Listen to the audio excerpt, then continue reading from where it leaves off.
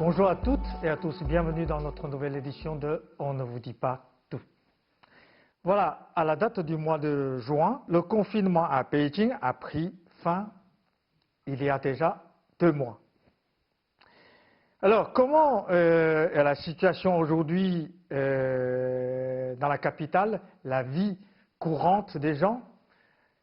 Alors, je suis très heureux aujourd'hui d'avoir invité 2 Pékinois pour nous joindre, pour nous parler un peu de leur vie déconfinée. Le premier Pékinois, il est dans le Zoom, il n'est pas avec nous, mais ce n'est pas parce qu'il a peur d'être contaminé, mais il a peur des embouteillages. Il m'a dit, après la vie déconfinée, les embouteillages de Pékin reviennent. Bon, bonjour, mon premier invité pékinois, c'est correspondant de l'AFO à Pékin, M. Patrick Barr. Bonjour, Patrick. À mon côté, mon deuxième invité, c'est M. Wang Hua, que vous connaissez aussi. M. Wang Hua, habituellement, habitait souvent à Paris.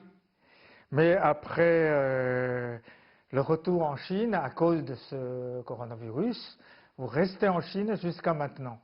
Mais maintenant, de toute façon, Pékin, c'est une vie déconfinée, hein, vous êtes libre. Tout à fait. Voilà, bonjour aussi, Wang Hua. Bonjour. Bonjour et bienvenue à tous les deux. Alors, ma première question est à Wang Hua. Alors, peut-on dire que votre vie à Beijing est devenue totalement à la normale? Par exemple, vous pouvez sortir, vous pouvez aller faire des courses, aller au cinéma ou au restaurant, etc., etc. Est-ce qu'il y a encore certaines contraintes? C'est une bonne question que vous me posez en tant que déconfiné, parce que pour moi, il y a une histoire qui était imprévue. J'avais prévu de revenir de Paris sur Pékin début du mois de janvier pour passer les fêtes de fin d'année, et ensuite l'épidémie s'est déclarée. Donc j'ai été confiné malgré moi.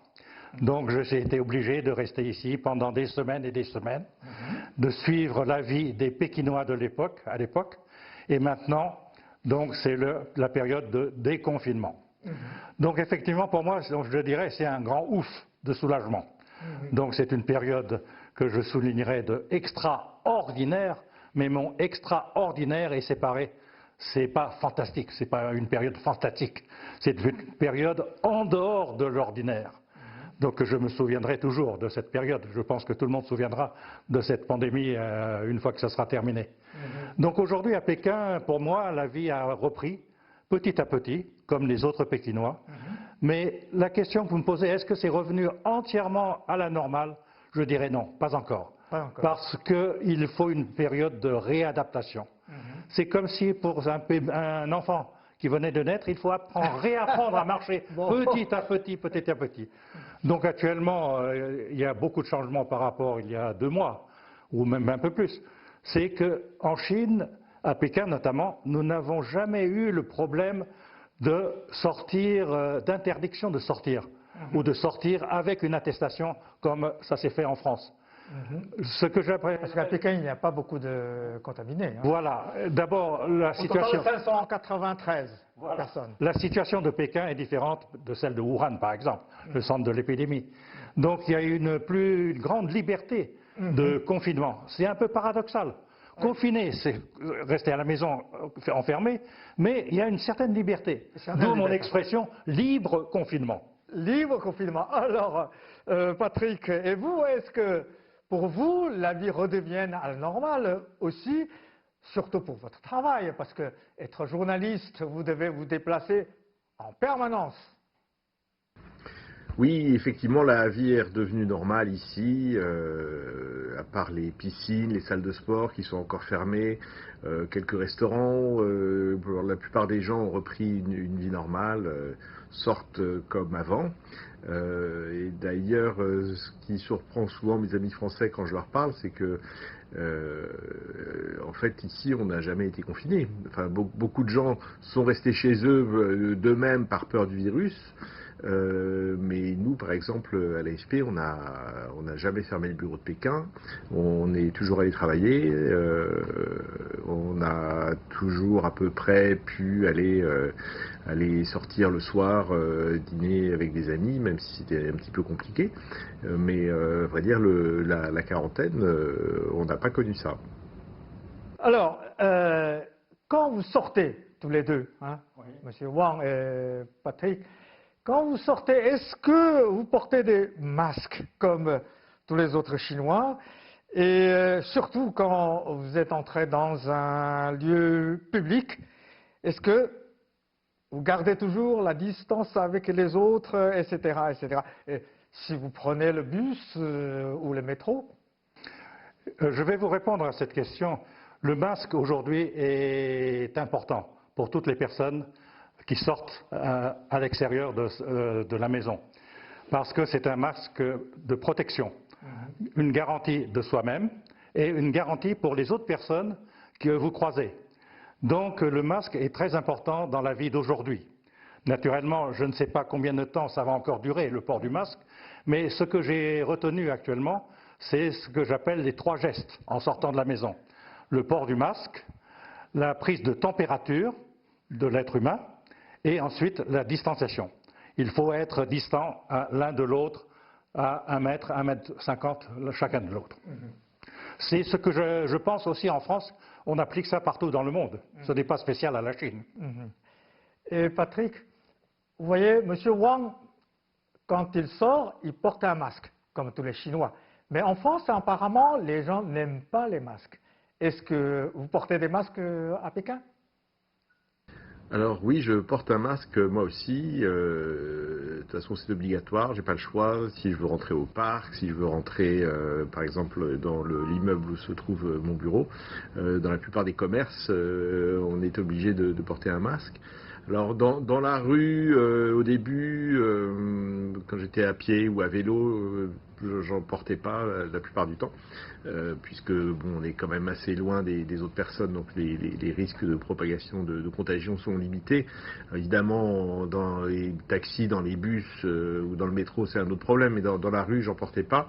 Sauf que depuis un peu plus de 2 mois maintenant, la grande peur des Chinois, en fait, c'est les cas importés, donc la peur que le virus puisse venir des pays étrangers. Donc il y a eu une petite période où nous, ici, les étrangers à Pékin, on nous regardait d'un air un petit peu inquiet.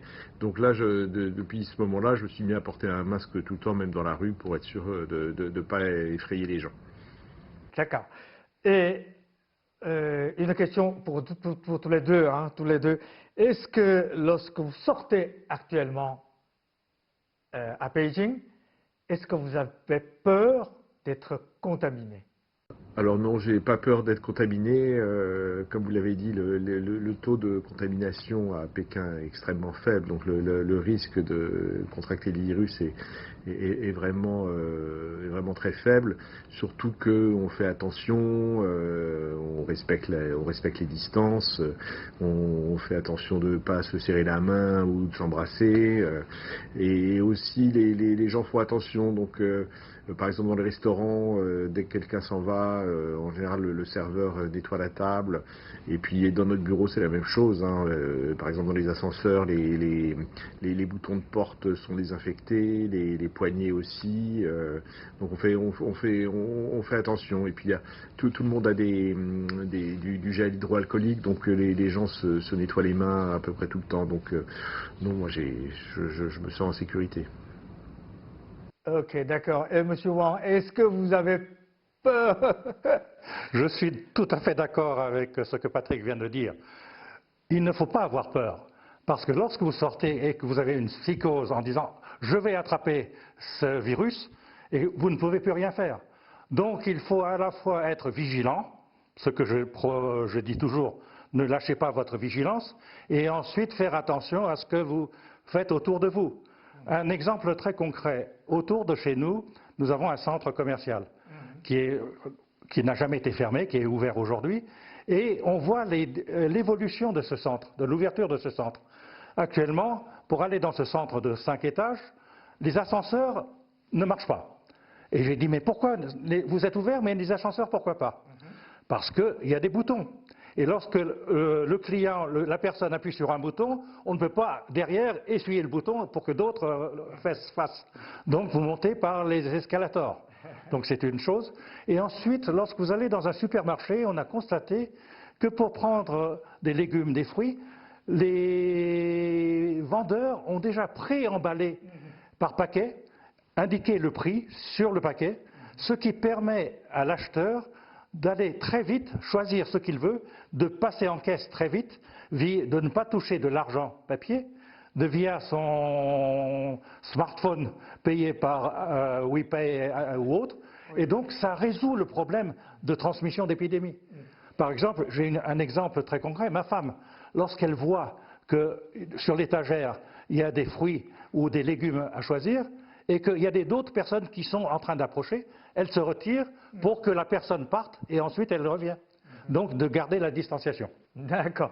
Est-ce que, à Pékin, on m'a dit, hein, j'ai une certaine expérience aussi, je pense vous aussi, quand vous voulez entrer dans un bureau, dans un magasin ou chez quelqu'un, dans une résidence, est-ce qu'on vous demande un code de santé? Il faut utiliser un code de santé sur son portable. Bien sûr, en tant que bon Pékinois, chaque Pékinois a son code de santé. Or, c'est une application sur smartphone qui définit que la personne est apte à sortir, qu'elle n'est pas contaminée et autres. Donc, c'est une garantie supplémentaire aux magasins, aux centres commerciaux, à des banques ou autres, de montrer ce qu'on appelle en bon français sa patte blanche, et ensuite de dire donc d'accord vous entrez. Mais à part cela, il faut prendre la température. Autrement dit, si vous dépassez 37,3, on vous dit attention, vous ne pouvez pas rentrer, allez à l'hôpital. Voilà. Et comme cela, vous savez si vous êtes malade ou pas. Et Patrick, vous aussi, est-ce que vous avez aussi votre code de santé? Alors oui, moi aussi, j'ai un code santé, c'est-à-dire que c'est un code QR que j'ai téléchargé sur mon téléphone portable, et donc je suis obligé de le montrer à chaque fois que je rentre, par exemple dans un centre commercial ou dans le bureau ou dans l'immeuble où se trouve mon bureau. Donc c'est un code qui prouve que partout où je suis passé, j'ai pas été dans un endroit à risque ou j'ai pas côtoyé une personne qui pouvait être contaminée. Et donc, si tout va bien, j'ai un code vert et je peux rentrer partout où je veux. Alors, Monsieur Wang, vous êtes très aimable de nous accueillir chez vous hein, pour cette émission. Est-ce que ceci dit, vous pouvez déjà recevoir les amis? Votre résidence peut avoir des visites? C'est en train d'évoluer.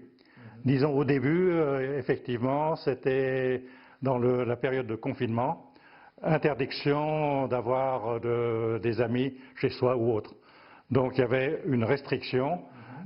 Pendant une certaine période, c'était pour moi un handicap en disant de ne pas très habitué d'avoir, parce qu'à chaque fois que je reviens en Chine, j'ai toujours des amis, on se voit, on dîne ensemble, on s'échange des idées et autres. Et là, d'un seul coup, impossible d'avoir d'autres personnes que la famille.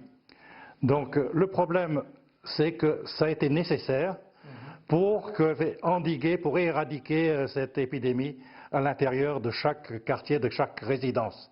Donc à l'entrée de notre résidence, effectivement, il y avait un contrôle de la voiture, une prise de température et un laissez-passer provisoire pour dire que vous habitez dans cette résidence. Aujourd'hui, effectivement, ça a changé. Vous êtes aujourd'hui le bienvenu. Il y a beaucoup de problèmes qui sont en train d'évoluer avec l'évolution de cette épidémie en Chine. Bon, mais une autre question. En Chine, selon nos statistiques, il y a toujours 371 personnes qui portent des virus, mais sans aucun symptôme de coronavirus. C'est-à-dire, il est comme vous et moi, mais ils ont des virus sur eux. Est-ce que vous avez peur de ces gens? C'est une bonne question. Est-ce qu'on a peur ou pas peur? Difficile de répondre. Parce que si vous voyez le problème de la propagation de ce virus, ce que je disais dès le début, nous sommes entrés dans une guerre sans fumée de longue haleine. Donc c'est une guerre qui va durer encore. Et aujourd'hui, on ne peut pas dire comment est apparu ce virus. Beaucoup de personnes disent oui, c'est la faute des Chinois, c'est apparu en Chine. Non, je dirais non et non. La Chine aussi est un pays victime de ce virus. Donc aujourd'hui, il faut attendre l'analyse et les recherches des scientifiques du monde entier pour savoir comment éradiquer ce virus et pour voir comment ça s'est propagé. J'ai vu depuis Pékin qu'effectivement le virus que nous avons découvert en Chine à la fin du mois de janvier, début février, était déjà aussi apparu au mois de novembre en Europe. Donc que veut dire la première personne qui a été infectée n'est pourtant pas venue en Chine. Donc de là est apparu ce virus. Donc maintenant c'est un grand point d'interrogation. Donc aujourd'hui je dis faites attention, soyez toujours vigilants. Oui, alors, le déconfinement a commencé il y a 2 mois déjà à Pékin. Est-ce que vous êtes inquiet pour l'avenir? Parce que certains experts disent aussi que une deuxième vague puisse advenir sans possibilité de savoir quand. Vous savez, dans le monde d'aujourd'hui, il y a beaucoup de choses qui se disent. Et il faut quand même analyser pour voir si c'est vrai ou pas vrai. Parce que c'est facile de dire, oui, il y a une deuxième vague. Moi, ça me fait toujours penser à des plaisanteries françaises, en disant qu'une personne bien accréditée auprès du gouvernement a dit, oui, les deuxièmes vagues n'arriveront que sur le littoral français, au bord de la mer. Bien sûr, la vague de la mer, la deuxième vague, et qu'il n'y aura pas à l'intérieur de la Terre. Bon, ça c'est, je pense, une boutade, ce n'est pas la vérité. Mais le problème, lorsqu'on dit deuxième vague, je ne pense pas qu'il y aura une deuxième vague, mais ce que je dis, il faut être vigilant. Actuellement, il y a encore des poches de résistance, par-ci par-là. Des personnes qui viennent de l'extérieur de la Chine, qui arrivent, qui sont porteurs de ce virus. Mais on peut les détecter. Et le problème, c'est un travail de préparation, de préservation que nous devons faire et ne pas relâcher. Ne serait-ce que pour la ville de Pékin. Nous parlons actuellement de Pékin. Lorsque vous voyez d'autres villes, comme Shanghai, Canton ou autres, il y a longtemps que les Shanghaïens ne portent plus de masque. Ils ont leur façon de vivre. Naturellement, ils portent leur masque lorsqu'il y a beaucoup de personnes dans les restaurants, dans les transports en commun. Mais d'habitude, vous voyez dans les restaurants, ils sont comme dans la vie normale de tous les jours. Et alors les Shanghaïens sont peut-être un peu plus ingénieux que les Pékinois. Ah bon? Dans les restaurants, donc c'est ouvert, les tables sont désinfectées naturellement, la distanciation est respectée, et ils ont ajouté un plus. Ils ont, lorsque le client arrive, donc certains restaurants disent, si vous terminez votre repas avant 1 heure, eh bien on vous fera 20% de discount. Comme ça permet de manger très rapidement, de ne plus rester ici bavarder, vous repartez et le restaurateur pourra accueillir de nouveaux clients. Donc c'est une nouvelle méthode pour renflouer l'économie. Bon, d'accord. Bon, je reviens vers Patrick. Alors Patrick, depuis l'apparition de l'épidémie en Chine, hein, vous savez, la Chine est devenue, aux yeux des Français, un pays qui fait peur, apparemment. Est-ce que vous restez en Chine depuis le début? Est-ce que vous avez peur d'être rentré en France? Est-ce que peut-être un jour vous ne pouvez... Est-ce que vous craignez de ne plus pouvoir rentrer en France, bien sûr? Et surtout, c'est que l'image de la Chine est atteinte. C'est vrai ou pas? Alors oui, j'aimerais bien pouvoir rentrer en vacances en France cet été. Je ne sais pas si ce sera possible. Ça va dépendre évidemment de la question de savoir si mon visa pour rentrer en Chine reste valable. Et donc si je quitte le pays, est-ce que je vais pouvoir rentrer à Pékin? Et est-ce qu'il y aura suffisamment d'avions pour que je puisse rentrer? Donc ça, c'est un peu mon inquiétude en ce moment. Après, j'ai pas vraiment peur de rentrer en France. Encore ce qui m'attend, le gouvernement français envisage d'imposer une quarantaine aux personnes qui rentrent d'un pays autre que l'Europe. Donc si c'est mon cas, je risque de devoir passer 2 semaines au même endroit. Donc j'essaierai de trouver un endroit agréable avec un jardin si possible pour profiter un petit peu de l'été. Mais pour l'instant, je ne sais pas du tout comment ça va se passer. Mais j'ai une autre question dans l'autre sens pour M. Wang. Actuellement, le chiffre officiel montre qu'il y a déjà plus de 1762 personnes infectées qui sont arrivées de l'étranger en Chine, portant des virus. Est-ce que nous, les Chinois, nous avons peur, nous aussi, des étrangers? Je ne pense pas. Je ne pense pas qu'il faut agrandir, qu'il faut voir ce problème avec une loupe. La réalité est la réalité. Effectivement, il y a des voyageurs qui reviennent de l'étranger dans des régions infectées, qui ont apporté malgré eux leur virus et qui ont été détectés à Pékin. Donc de là, ils ont eu pas une quarantaine, une quatorzaine, de mise en quatorzaine, rester 14 jours pour voir ce qu'il en est. Ceux qui sont atteints, naturellement, sont transférés dans des hôpitaux pour des soins médicaux et autres. Mais le chiffre est tout à fait restreint. D'autant plus actuellement, comme Patrick l'a dit, ce n'est pas encore normal dans toute l'ouverture des frontières. La frontière de la Chine n'est pas fermée. Mais dans un autre cas, le transport aérien international est au strict minimum. Entre Paris et Pékin, actuellement, il n'y a qu'un vol par semaine chez Air China, par exemple. Air France ne dessert plus. Donc tout cela restreint le nombre de contaminés. Donc je pense qu'il ne faut pas avoir peur et surtout il faut avoir confiance envers le gouvernement, envers les responsables et croire ce qu'ils disent.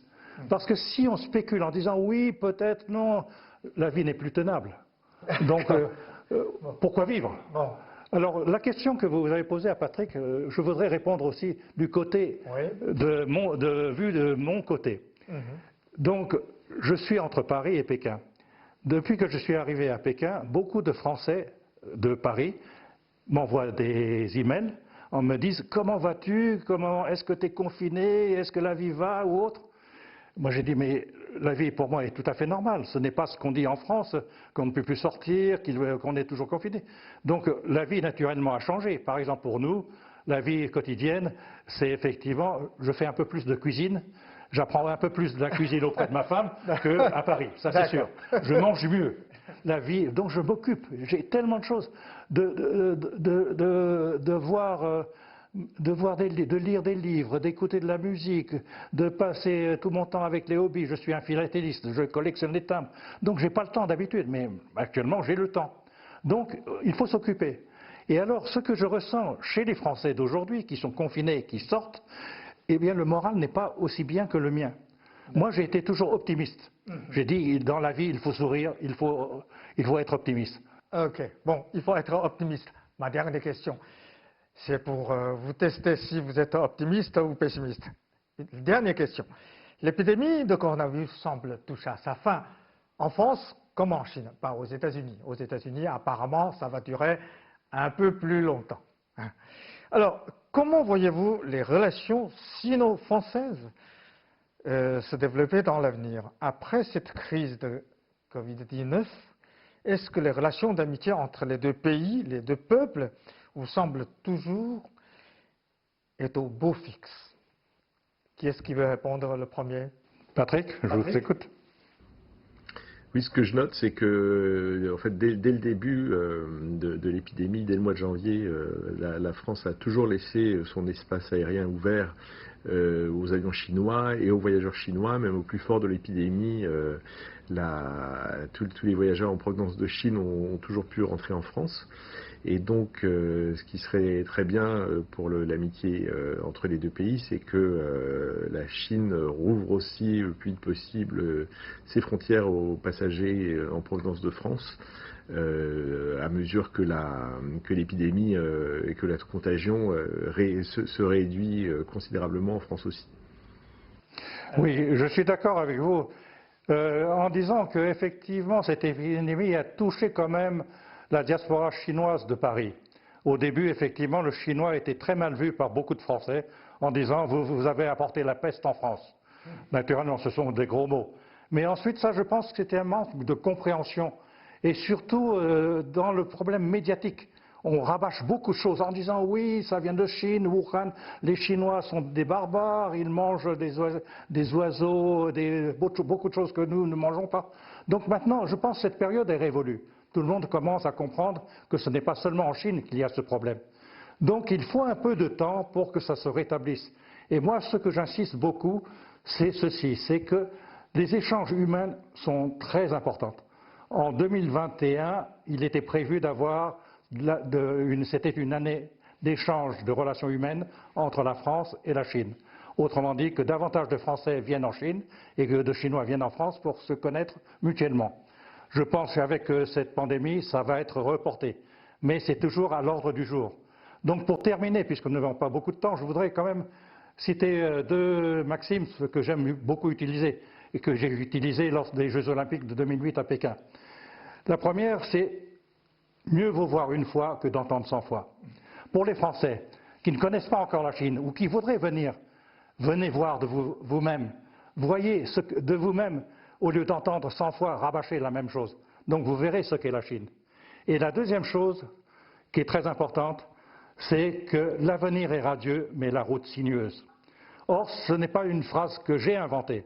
C'est celle que le président Mao Tse-tung avait dit en 1945 lors des pourparlers à Chongqing.